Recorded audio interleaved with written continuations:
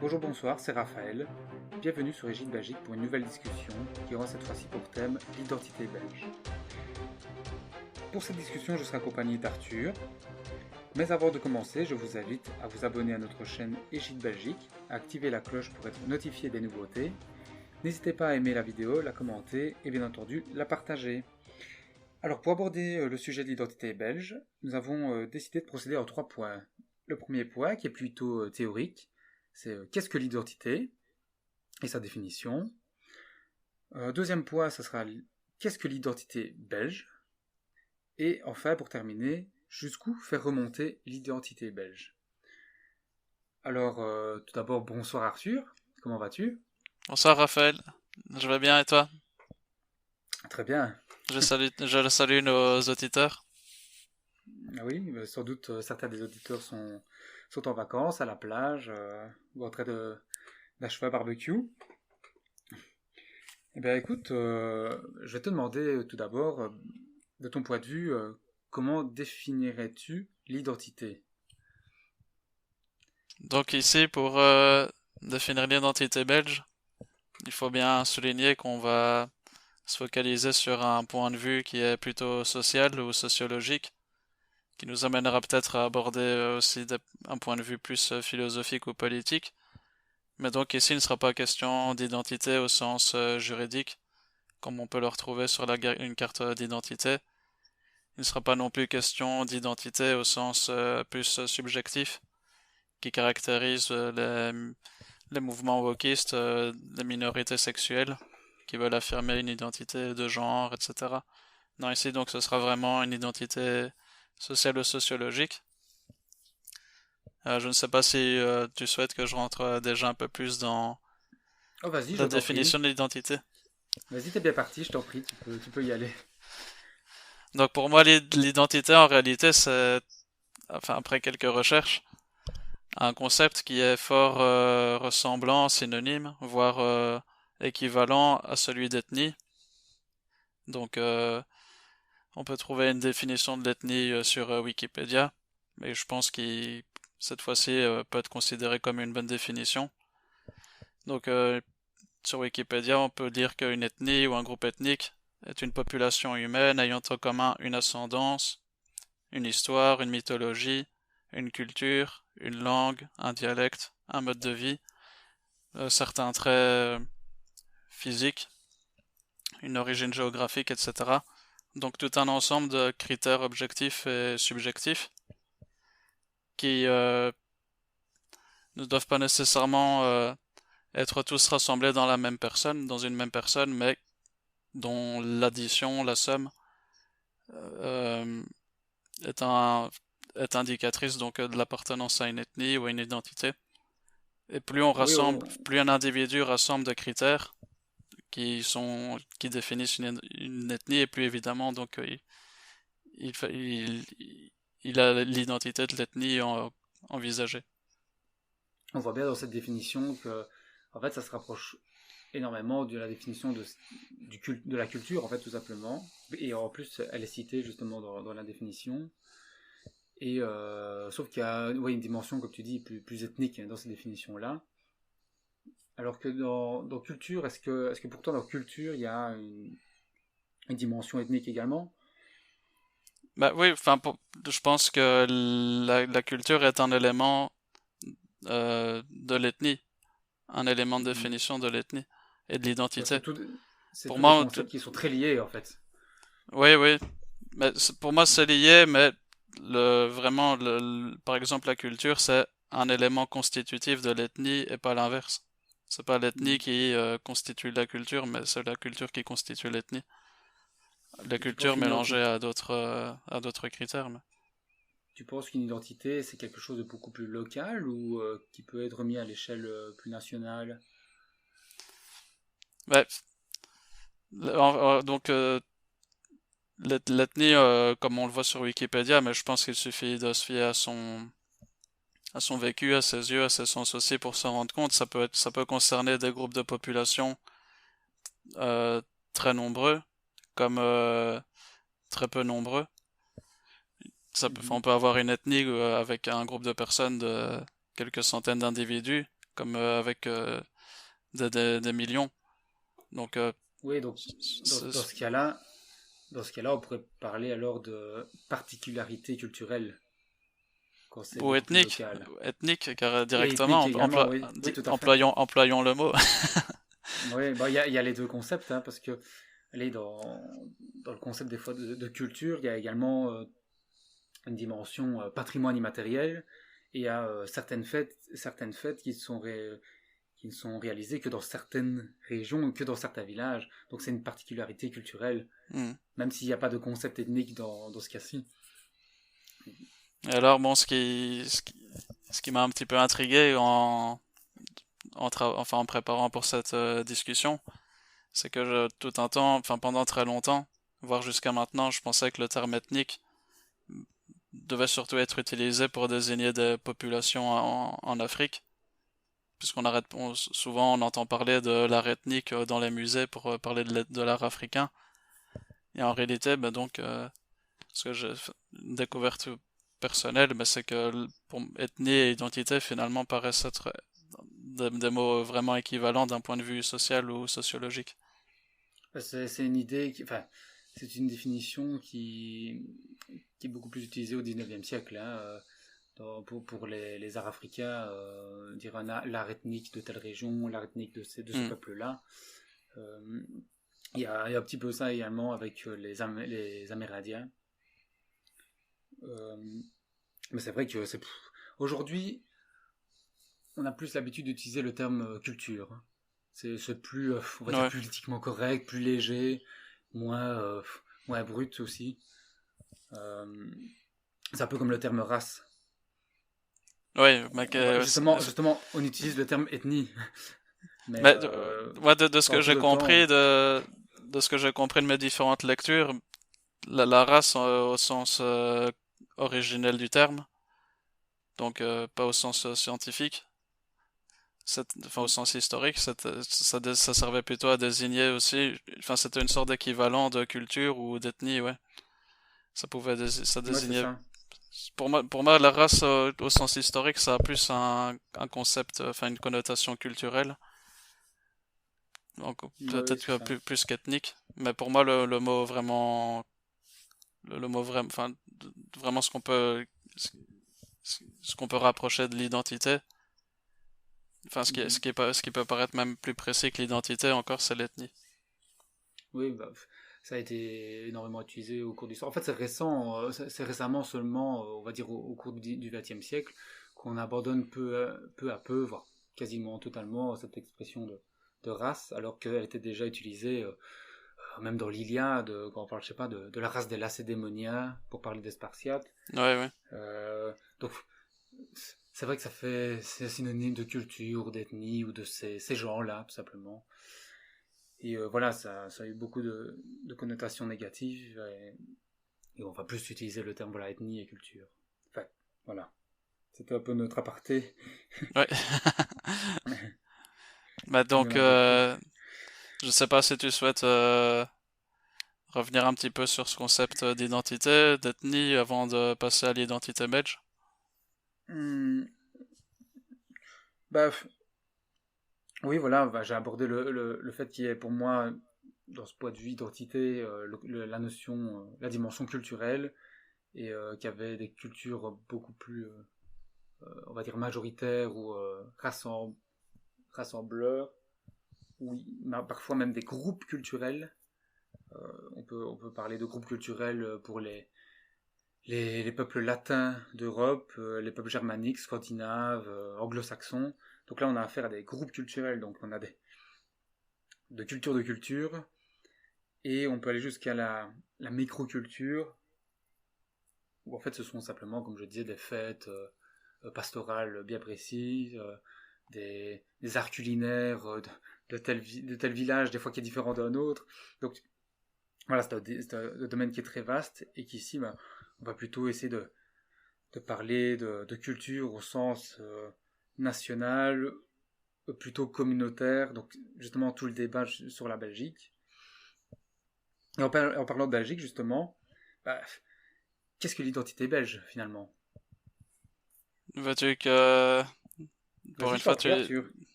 Ah, Merci Raphaël. Euh, donc pour définir l'identité belge, je vais partir d'une définition qui peut évoquer chez certains des souvenirs d'une autre définition qui était donnée par Charles de Gaulle pour définir l'identité française ou le peuple français. Donc l'identité belge, je- pour moi personnellement j'aurais tendance à la qualifier ainsi. Donc l'identité belge sert à désigner un groupe de personnes euh, de couleur blanche, de langue et de culture latine, donc le wallon et le français, et de culture et de langue germanique également. Donc on pense au flamand, au néerlandais, à l'allemand. Donc Par les aléas de l'histoire. Hein. ouais, ouais. C'est alors donc dans ce groupe de personnes, euh, nous avons aussi des personnes inspirées ou qui partagent la religion catholique, et à côté aussi des libéraux, enfin plus des personnes qui sont politiquement libérales. Et donc tout ce groupe de personnes qui rassemblent catholiques libéraux de culture, de langue latine et germanique vivent dans une région du monde spécifique. Donc cette région du monde, elle se trouve en Europe occidentale, entre la mer du Nord et l'Ardenne, et est bordée par les fleuves de l'Isère, de l'Escaut et de la Meuse. Donc je dirais que c'est vraiment ça la définition la plus, à la fois la plus précise et la plus brute qui me vient pour définir l'identité belge. En parlant de belge, voilà, moi c'est ma définition personnelle, mais je dirais que c'est euh, un lien entre les peuples gallo-romains qui ont, qui ont fusionné avec cette ethnie franque qui est arrivée à la fin de l'Empire romain. Et je pense que cette liaison a donné les peuples belges Hmm. pendant le haut Moyen Âge. Enfin, en tout cas, les peuples de nos régions. Ouais, bah, à ce niveau-là, on peut parler de brassage entre les ethnies celtes et franques. Effectivement, je pense que, enfin, je partage aussi ton avis que c'est à la base de ce qui formera le peuple belge Donc et et peuple son belge identité. le peuple belge serait déjà un mélange entre latinité et germanité. C'est, Ouais, ouais, bah, c'est- tout à fait, ouais. et Euh, comme tu le resituais, la Belgique se retrouve vraiment carrefour de culture. Hein. Euh, bah, les entre Francs, le voilà, monde. ouais, les Francs formaient Voilà. un peuple germanique, et les Celtes, eux, avaient été formés plutôt de ce qu'on appelait des Gallo-Romains, Oui, c'est ça. qui sont plus latins. Et après, Après, nous nous retrouvons aux frontières entre, voilà, entre le monde latin et le début du monde germanique. Donc on est vraiment entre hmm, l'Allemagne et la France. Et c'est ça qui fait aussi la Belgique, c'est qu'on a beaucoup de termes qui sont rentrés même dans notre vocabulaire, comme le hmm, bourgmestre, ce n'est pas un maire en Belgique, mais un bourgmestre, qui vient de Burmeister, qui vient des langues germaniques. Donc hmm. il y a beaucoup d'intrusion de la culture, on va dire allemande, germanique, dans notre culture wallonne et belge. Je pense qu'un point qui est important de souligner auprès de nos auditeurs, c'est que la définition que j'ai donnée, en tout cas pour moi, de l'identité belge, donc évidemment, c'est, comme je disais, une définition brute qui, euh, qui, qui, qui vaut surtout pour ce qui forme le creuset, vraiment le creuset basique du peuple belge, mais c'est pas pour autant qu'après on puisse avoir des individus qu'on puisse considérer, enfin qui aient l'identité belge sans avoir nécessairement une couleur de peau blanche, sans nécessairement avoir toujours vécu, enfin ou dont les ancêtres ont toujours vécu en Belgique.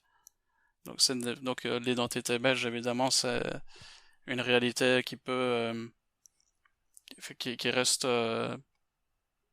d'une certaine façon, je vais dire molle, hein, dans le sens que un individu peut vite la pénétrer.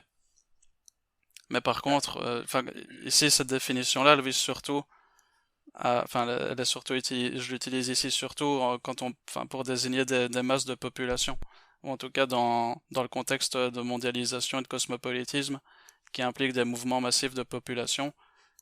Et dans ce cadre-là, une définition générale de l'identité belge est tout à fait pertinente.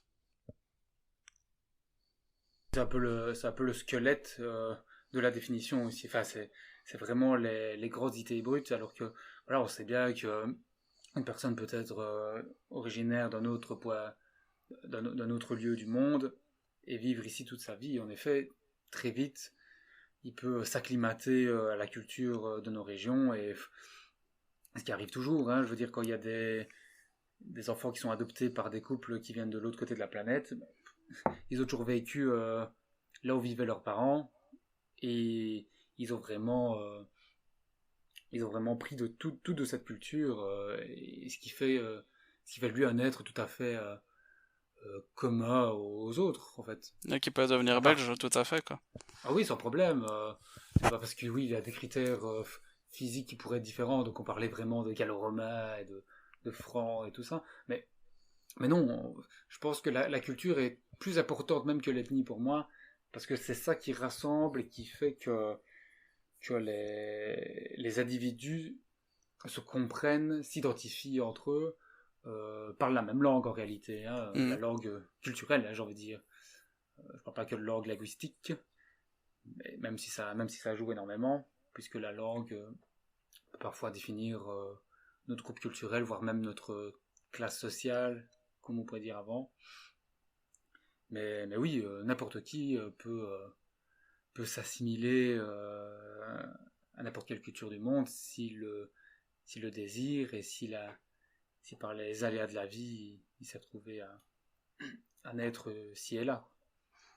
Oui, pour paraphraser Max Weber, il disait l'appartenance à une ethnie ou une ethnicité, ou autrement dit une identité, est d'abord un sentiment, c'est celui de partager une ascendance commune, que ce soit à cause de la langue, des coutumes, des valeurs, des ressemblances physiques ou de l'histoire.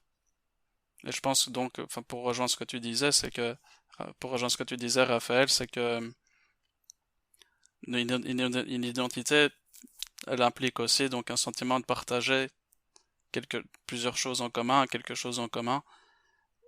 Et de ce moment-là, donc la définition de l'identité, elle peut être rassembleuse plutôt que excluante, comme on voudrait nous le faire croire du côté Mhm. gauche de la politique. Et Oui, tout à donc, fait. je tiens encore à bien souligner auprès des auditeurs, donc la définition de l'identité, elle repose sur des critères objectifs et subjectifs, dont la- l'addition permet d'obtenir l'identité. Et plus évidemment, plus un individu réunit en lui les critères objectifs et subjectifs qu'on peut rattacher à une identité, plus il présente cette identité, mais il faut pas nécessairement avoir tous les critères objectifs possibles pour faire partie d'une identité. À la limite, on peut avoir chez un individu plus de critères subjectifs qu'objectifs, et cet individu-là pourrait quand même se sentir belge. Et justement, pour toi, est-ce qu'il y a une identité belge ou des identités belges dans le sens où il y a une culture flamande, une culture wallonne, brabançonne, ardennaise, lorraine même, et même pour ceux de la région de Tournai, picarde. Est-ce que pour toi, il y aurait pas plus, est-ce qu'on pourrait pas plutôt parler d'identité belge au pluriel? Hmm, bah, est-ce que tu veux d'abord répondre à la question, Raphaël? Non, je t'en prie, c'est une interrogation, donc tu peux répondre à ma question. J'essaierai peut-être C'est parce de que répondre. je pense que ça pourrait peut-être nous mener déjà au troisième point, donc jusqu'où faire remonter l'identité belge. Oui, Euh, pourquoi pas. mais j'aurais tendance à dire qu'il y a une identité belge, une identité belge ensuite qui regroupe peut-être plusieurs sous-identités, sous-ethnies, donc la wallonne, la flamande, une germanique depuis plus récemment. Et donc, oui, si on veut aussi une Brabançonne bruxelloise. Euh, Cela dit, pour moi, ces sous-ethnies sont précisément des sous-ethnies qui font partie d'une ethnie plus large, qui est l'ethnie belge, l'identité belge. Et cette identité belge s'est formée historiquement. Mais ça, là-dessus, donc, j'attends peut-être alors que nous annoncions qu'on passe officiellement au troisième point pour en parler. Ben, ouf, voilà, je pense qu'on est déjà bien dedans. Parce que justement, c'est là que nous Ouais, divergeons un petit ouais. peu. C'est que, enfin, on diverge, mais à la fois, C'est plus on une question on va vers la de... même chose. Ouais, c'est ça. Oui, on va vers la même chose tout de même. C'est que, voilà, toi, Arthur, tu as plutôt tendance à parler d'identité belge, alors ensuite en venir aux cultures plus régionales. Alors que moi, j'ai plutôt cette vision des cultures régionales qui mène à la culture belge ou l'identité belge par par leur passé commun ou leur histoire commune euh, ou par leur côté rassembleur. Donc les points communs qu'il y a dans toutes ces cultures-là. Mais pour moi, je parle plutôt des petites cultures, on va dire. Une sorte de confédération de cultures. C'est un peu comme ça que je le dirais. Bah oui, finalement, est-ce que... Enfin, on pourrait considérer que nous divergeons de ce point de vue-là, mais est-ce que c'est pas plus finalement une question de détail? Je pense que C'est- c'est- c'est une question de point de vue et hmm. de représentation mentale, en fait. Mais pour désigner finalement, enfin, finalement les mêmes réalités pratiquement. Oui, c'est ça. Mais finalement, qu'est-ce qui rassemble alors toutes ces cultures? Qui fait la Belgique, ou l'identité belge, en fait, précisément. Ouais, bon bah alors, cette question-là, bah, pour y répondre, il faut faire de l'histoire et donc ça nous permet de en venir au point jusqu'au faire remonter l'identité belge. Donc pour moi, enfin pour moi, ce n'est pas nécessairement moi qui le dis, mais c'est en m'inspirant du livre de Jean Stengers, Histoire du sentiment national en Belgique, des origines à 1918, que, donc c'est en s'inspirant de cet ouvrage-là qu'on peut trouver une réponse. C'est, enfin, Jean Stengers lui fait remonter le sentiment national, mais donc le sentiment national suppose la prise de conscience d'une identité. C'est, lui il fait remonter le grand moment vraiment euh, à la contre-réforme, donc c'est-à-dire à la lutte, à l'opposition, à l'expansion du protestantisme dans les Pays-Bas enfin, et contre-réforme, Méridionaux. Les Pays-Bas contre-réforme qui va, ouais, méridionaux. enfin, donc, qui s'opère dans les Pays-Bas méridionaux, qui sont divisés des septentrionaux, qui deviendront les Provinces-Unies, et puis donc les Pays-Bas actuels. Tandis que, donc, dans les Pays-Bas méridionaux qui vont donner la Belgique, ben, on retrouve, là, on a un premier grand élément de l'identité belge, c'est d'abord le partage, l'adhésion des peuples qui vivent dans ces régions-là à la religion catholique. Bon, évidemment, la religion catholique, elle a été utilisée peut-être par la famille des Habsbourg pour contrer le protestantisme, mais en attendant, le catholicisme apparaît vraiment comme un des premiers grands éléments de l'identité belge, donc dès le XVIIe siècle. Et ensuite, pour contrer à côté du catholicisme, pour contrer euh, le protestantisme qui passait surtout par le néerlandais, les autorités espagnoles de l'époque ont promu énormément le français. Et je pense que le français fait partie aussi des premiers grands éléments de l'identité belge. Même si aujourd'hui, bon, ça peut paraître être un élément un peu controversé. Mais Euh, c'est à ce moment-là C'est à ce moment-là que donc nous avons au sud et au nord des pays de ce qui va devenir la Belgique. Donc vraiment deux grands éléments unificateurs euh, des peuples qui vivent dans ces régions. Et en plus de ça, qui relève d'une autorité commune, bon, qui était à l'époque l'autorité espagnole. Mais C'est curieux parce que finalement, les deux axes que tu viens de citer, ce point de vue spirituel, c'est le catholicisme, et sur l'autre point de vue, c'est la langue, on va hmm, dire, qui fait un peu la culture plutôt de l'élite, l'élite de l'époque. Et ce qui est particulier, c'est que, bah oui, en réalité, on a passé une partie de notre histoire des temps modernes unis, enfin en tout cas très liés aux Pays-Bas septentrionaux, qui sont aujourd'hui les Pays-Bas comme on les connaît.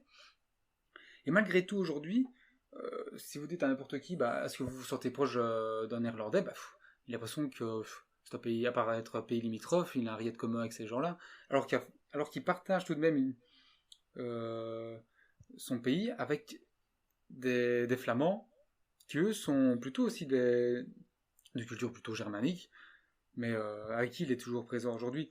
Donc, c'est pas parce qu'on a passé un bout de chemin ensemble historique qu'on finit ensemble. Et c'est mhm. ce qui se passe un peu avec les Pays-Bas, parce que à la Révolution belge, qui est plutôt une guerre d'indépendance en réalité plutôt qu'une révolution, c'est que ça a été justement les deux grands axes qui nous ont fait nous séparer des Pays-Bas. À part le fait d'être politiquement sous-représentés, mais c'est ce qui nous a reliés, c'est la langue française. Il ne faut pas oublier que la bourgeoisie flamande parlait le français, Mhm. et le catholicisme qui s'oppose au protestantisme des Pays-Bas, des Ouais, Néerlandais. ouais. Donc c'est marrant parce que c'est l'aboutissement de toute une évolution qui s'est faite durant les temps modernes.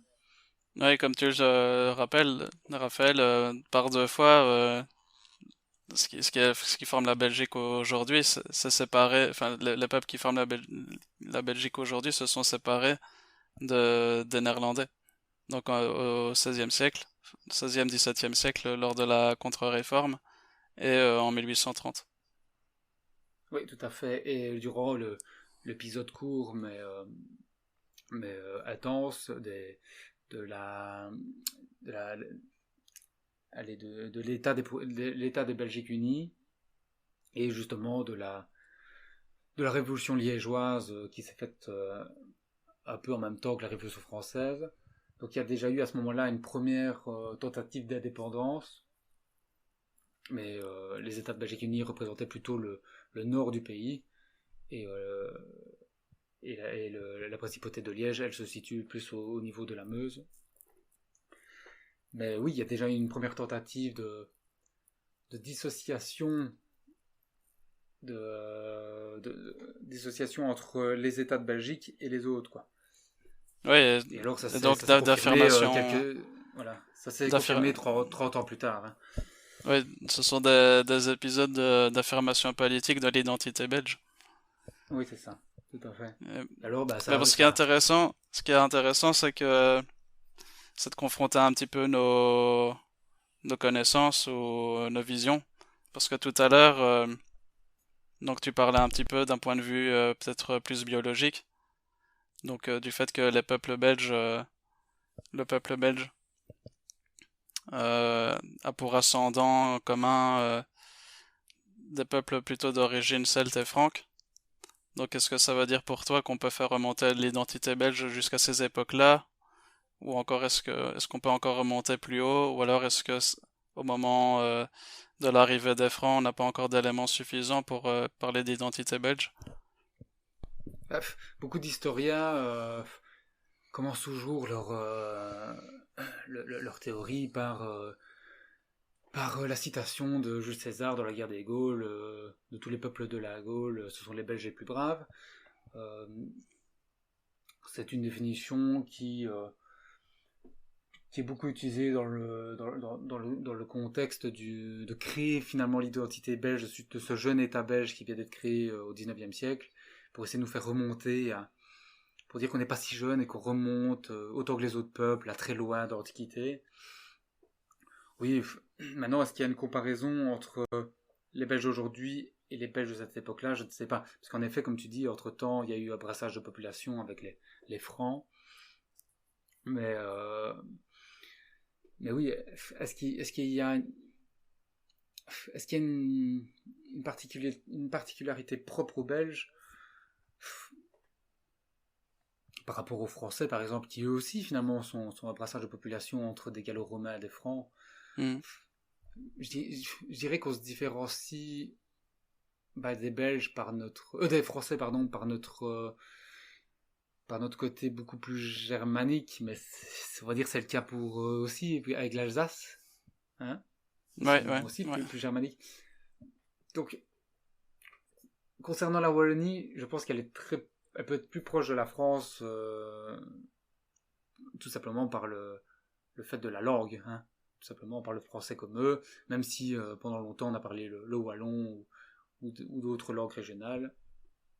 Naturellement, le français s'est imposé par cette volonté libérale de centraliser le pays. Et pour ce faire, naturellement, il fallait parler la même langue. Mais les Flamands, eux, c'est marrant parce que historiquement, ils ont été rattachés pendant le Moyen-Âge au Royaume de France, mais se distinguent d'eux par leur culture plus germanique, hein. Je veux dire, ce sont, par rapport aux Wallons, c'est bête, mais c'est un peu, comment dire, une idée un peu brute, mais ce sont des grands blonds comparés aux Wallons qui sont petits et bruns. Donc il y a un côté plus latin chez les Wallons que chez les Flamands. Mais c'est difficile. La Flandre, c'est sûr, j'arrive à la distinguer de la France, mais la Wallonie, c'est plus compliqué. Euh, c'est plus compliqué. Peut-être qu'il y a un concept plus rattaché à la terre, en fait, tout simplement. Je prends un exemple, mais je connais des amis français qui vivent par exemple dans le nord de la France, mais je sais pas si c'est un coup de tête ou une envie du moment, mais ils vont faire leurs études à Bordeaux. Pouf, du jour au lendemain. Ils Mm, n'ont, mm. ils n'ont pas tellement de problèmes pour se délocaliser, j'ai envie de dire. C'est Comme si déraciné, ouais. finalement, Mm, mm. oui, c'est une vision beaucoup plus républicaine en fait. Oui, voilà, je vais dans telle région parce que j'ai envie, je peux changer de pays sans problème, parce que de toute manière, le monde est ma maison. Donc il y a un côté beaucoup plus sans frontiérisme, beaucoup plus républicain. Alors que la Wallonie, bah, très longtemps, en tout cas durant toutes mes études, on va dire jusqu'à 18 ans, je connaissais même pas, je connaissais même pas quelqu'un de la ville à 50 kilomètres. Je connaissais personne sur Namur, je connaissais personne sur Mons. Je connaissais que des gens de ma ville et de sa région. Donc il y a un Mm, côté mm. beaucoup plus accroché à la terre, beaucoup plus ancien régime en réalité. Et rien que ça fait une particularité, ça fait une différence par rapport aux Français. Ouais, ouais. Mais, Donc il y a une idéologie profonde qui est différente. ouais, dans ton propos, enfin, je retiens surtout deux grands points. Le premier point, c'est qu'une autre caractéristique de l'identité belge, c'est enfin, c'est un certain sentiment d'identité locale aussi, ou enfin une certaine identité locale, dans le sens que en Belgique, des entités plus décentralisées comme les provinces, les communes, ont, sont des, comment dire, sont caractérisées par une identité qui est assez spécifique. Et donc, par exemple, un ennuyé, d'une certaine façon, peut se sentir différent d'un liégeois ou d'un namurois. Enfin, et à l'inverse, un liégeois peut se sentir assez différent d'un ennuyé. Le, ouais, les identités locales sont assez fortes, mais elles sont pour autant empêcher l'existence d'identités wallonnes, d'identités flamandes et d'identités belges. Elles Et sont, elles alors, sont plus fortes. J'ai tendance à penser qu'elles sont plus fortes parce que nous avons été longtemps des petits États indépendants, comme Comme ça a été Oui, le cas par avec. exemple en Italie par exemple, où ça a été beaucoup des petits États, une mosaïque d'États. La Belgique a été aussi une mosaïque d'États. Oui, du fait que tout un temps du manque de ressources des grandes puissances françaises, allemandes, enfin du Saint-Empire romain germanique, qui n'étaient pas en mesure, Ouais, du coup, de contrôler toutes les régions de leurs empires, et qui oui, ont laissé donc le champ libre à des plus petits États comme le comté du Hainaut ou la principauté de Liège, ben donc d'asseoir un peu plus leur autonomie. ça a été le champ de bataille des grandes nations, la Belgique, parce que nous sommes un peu un État tampon, nous sommes un peu au carrefour de ces grandes puissances.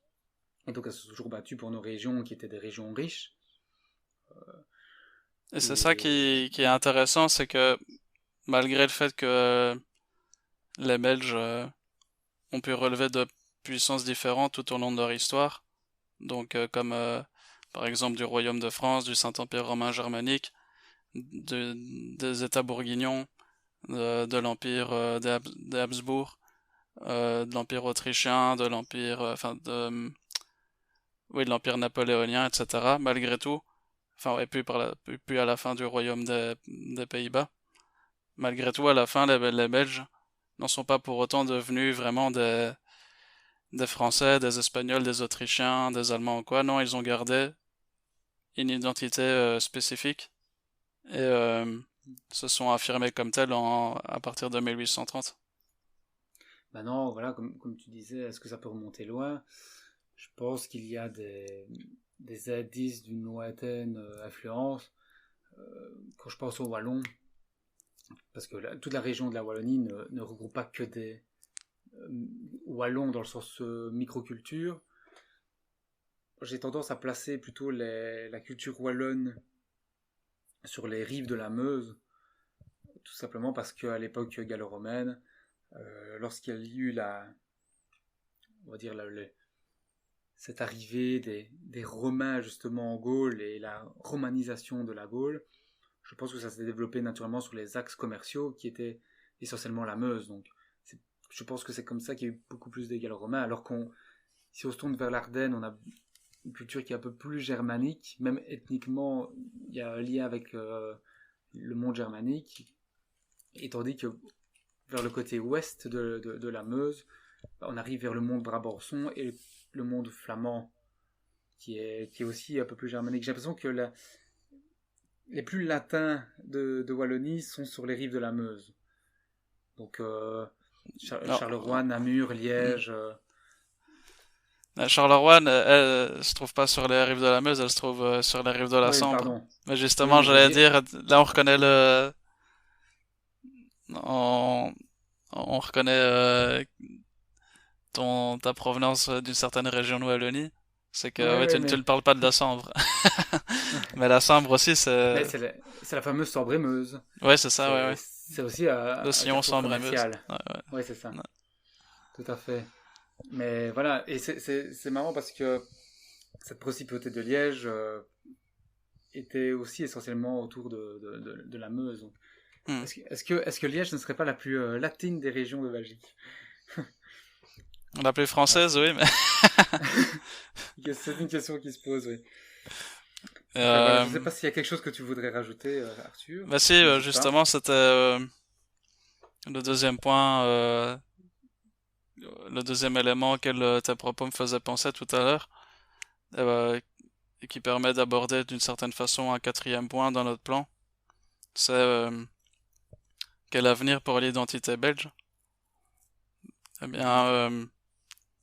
l'identité belge peut avoir de l'avenir, mais ça implique de combattre politiquement et peut-être même philosophiquement ce qui amène le cosmopolitisme, où chacun se sent citoyen du monde, où chacun peut estime être à la fois, estime être chez lui partout, et finalement il n'est chez lui nulle part.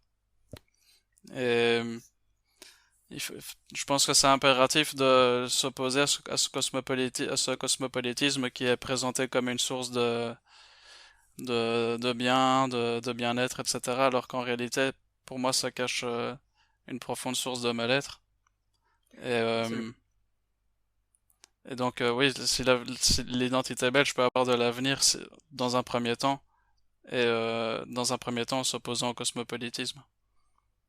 je pense que oui, c'est le plus grand mal de notre histoire, de notre époque, c'est ce déracinement qui fait qu'on s'éloigne de notre identité, justement, on en parlait, de notre culture, et, euh, et voilà, pour que le cosmopolitisme règne, il faut absolument affranchir les êtres de leur identité locale, régionale, Mhm. et en faire des sortes de citoyens du monde. Mais c'est le, c'est le plus grand mal parce que finalement, ces gens s'éloignent de ce qu'ils sont vraiment et arrivent parfois dans ce qu'on appelle être le cul de chaise. Donc ils savent plus qui ils sont et ils ont pas un trouble de l'identité, mais quasi en tout Mais cas. c'est comme ça qu'on entre en Quasi. dépression, en tout cas, je pense.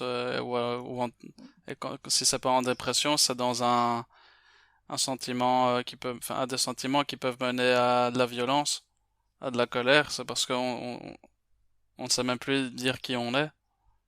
Et par la même occasion, en n'étant plus, ne se sentant plus wallon, flamand, ardennais, lorrain, ben, nous ne sommes plus rien, mais l'être humain a quand même besoin de se rattacher à quelque chose. Donc Ouais. il va se rechercher des identités artificielles. Bon, on en parle énormément en ce moment d'identité sexuelle ou autre, hein, tout simplement, pour se définir. Alors qu'en réalité, il y a déjà une définition propre Ah oui. qui rattache la personne à une communauté. Il n'a pas besoin d'aller dans une communauté qui est artificielle ou qui est créée depuis 20 ans. Et en revenir à l'identité sociale, à Oui, c'est l'ethnie, ça, social. à l'ethnie, ça permet, enfin, je trouve, de retrouver justement un sens à sa vie, de réenchanter un peu sa vie, contrairement justement au cosmopolitisme, pour moi, qui mène au nihilisme, à une perte de sens, et comme je disais, donc à la dépression ou à la colère, et finalement au malheur, enfin, dans le sens par opposition au bonheur, au mal-être. Parce que les personnes qui ne s'identifient à rien ou qui s'identifient à des identités artificielles, au fond, je pense qu'elles sont profondément malheureuses. Alors qu'elles pourraient se tourner vers des identités qui sont plus historiques, qui se sont créées, enfin, qui se sont affirmées sur un temps qui était long, comparé Mhm. à ces identités artificielles qui se sont créées il y a 5 ans ou 10 ans. Et, et tout ça, finalement, c'est un peu triste que ces gens se tournent vers des identités artificielles. Tout ça parce que finalement, il y a des représentants politiques qui ont toujours eu tendance à effacer toutes ces cultures historiques. Et c'est très dommage finalement.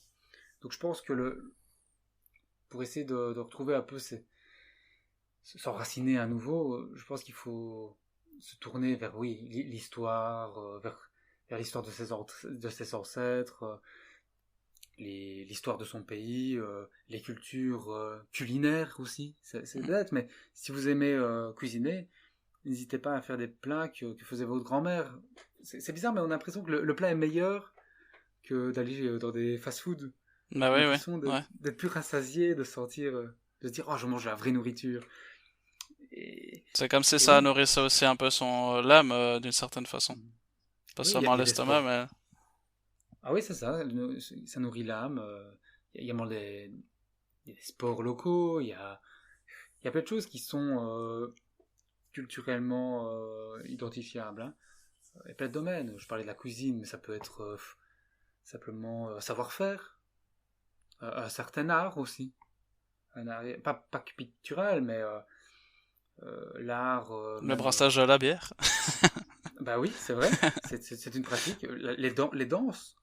La danse est un marqueur culturel. On danse pas de la même manière d'un côté du pays que de l'autre. Euh, donc il y a tout un patrimoine immatériel aussi. Faire le kazoo à Liège, c'est différent que de faire le doudou à Mons. Donc voilà, il faut s'enraciner. Et alors peut-être que c'est la meilleure recherche de soi. Hmm. Ouais, ça paraît beaucoup plus noble et plus beau de faire le doudou, de faire le 15 août, d'apprendre à brasser de la bière, d'apprendre à cuisiner des moulins liégeois, etc. Que d'essayer de se trouver, comme on disait, une identité artificielle en s'achetant un costume de chien à 15 000 euros, 15 000 $ pour, enfin, comme le Mhm. gars au Japon dernièrement, Ouais, je- qui finalement est plus ridicule qu'autre chose, et je pense ne sera pas enfin, je pense qu'il ne sera pas plus heureux en fait. voilà, je dis pas que vous devez vous habiller comme le personnage folklorique de votre région, mais peut-être aller vers en effet le petit commerce local. Ce sont vos patriotes locaux, j'ai envie de dire, la petite patrie. Et c'est ça qui fait que les gens sont liés. Là, il y a vraiment un côté social. Donc Ouais, voilà, essayer de n'hésitez pas trouver à des vous références enraciner. communes, ouais. Voilà, n'hésitez pas à vous enraciner. Vous verrez, ça fait du bien au cœur, à l'âme et au corps. Je sais pas si tu voulais rajouter quelque chose, mon cher Non, je Arthur. pense que tu as très bien conclu. Ben voilà, c'est ici alors que nous allons clore cette discussion qui fut très passionnante. N'hésitez pas à y apporter vos idées, à apporter vos nuances et à donner vos points de vue que nous réjouirons de lire. Donc à très bientôt pour une nouvelle discussion égide. Salut! Salutations!